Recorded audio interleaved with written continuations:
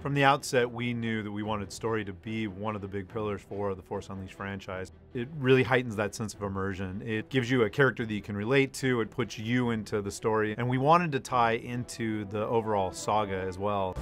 What made the first film so successful wasn't just the special effects or the fantastic setting. It really was the fact that that was the wrapper around a really compelling, mythic story. Vader is luring you back to him. Yes, I know!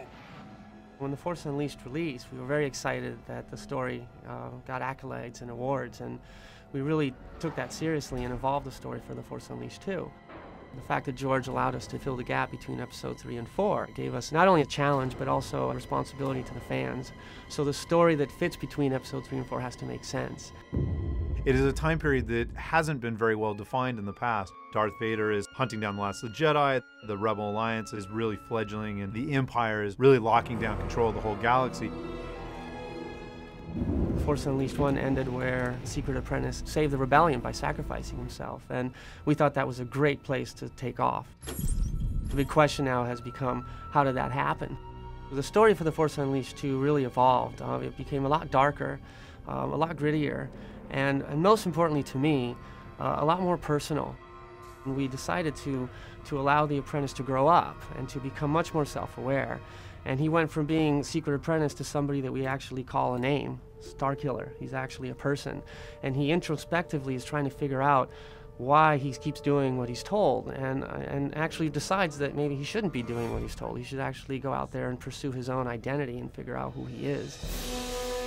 Because we start Starkiller off as allegedly a clone, and a clone who's going insane, immediately we already have a little darker tone to the story as well. So you're not really sure where he's going to end up, whether or not he's a clone, whether or not he's going insane. We've really focused on making him a little bit less about the big galactic struggle and more about this character and what his motivations are and what he's going through. You will return to me and give yourself to the dark side.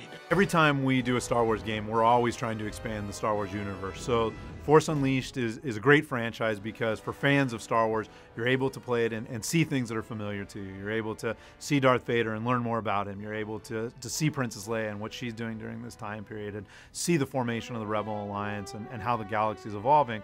But because we're always expanding everything and adding new things, you also get to encounter new characters. So Starkiller has evolved and become, a hero in his own right. We wanted to continue the story of Starkiller, Darth Vader, Juno Eclipse, and General Coda. But with Force Unleashed 2, Boba Fett and Yoda play really key pivotal roles that are instantly recognizable to fans and make the story stronger. What's really cool about that is that it resonates to some of the things that you might remember for The Empire Strikes Back, where, for example, Luke was trying to figure out his self-identity, and he goes to Dagobah and meets the incredible Yoda. I'm looking for someone. Looking? Found someone you have, I would say. And goes to the Cave of Evil and uses that experience to get to the other side, much more aware, at least much more aware about what his next direction needs to be.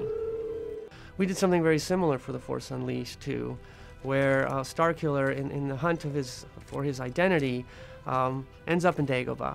He, of course, comes across Jedi Master Yoda. However, he doesn't know who Yoda is. Yoda is just this kind of creature that he discovers guarding what we call the Cave of Evil, this place of immense power on Dagobah, where Luke Skywalker had his vision of Darth Vader in Empire Strikes Back. Something lost.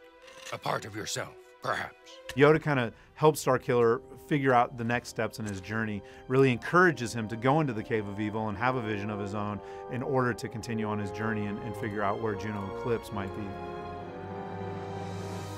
Early in the story process, one of the designers suggested, well, what if Boba Fett tried to spirit Juno Eclipse away? We know from a lot of the expanded universe that Boba Fett has been working for the Empire, and it made sense that Vader would hire somebody like Boba Fett to help him track down Starkiller. Boba Fett plays a key part in making sure that somehow Darth Vader gets to find Starkiller again.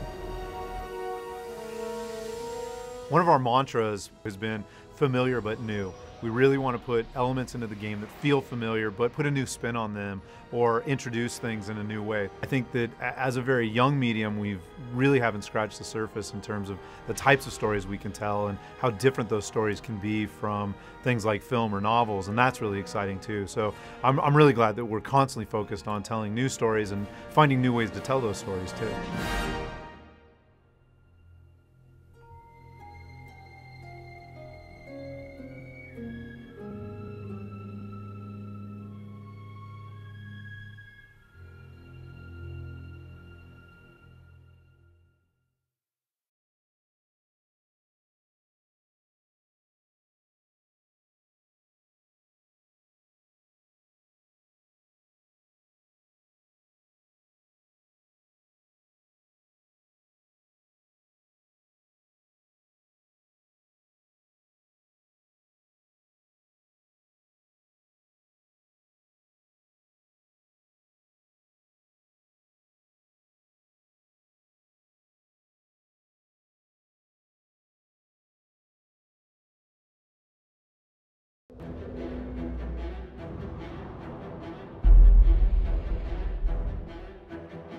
From the outset, we knew that we wanted story to be one of the big pillars for the Force Unleashed franchise.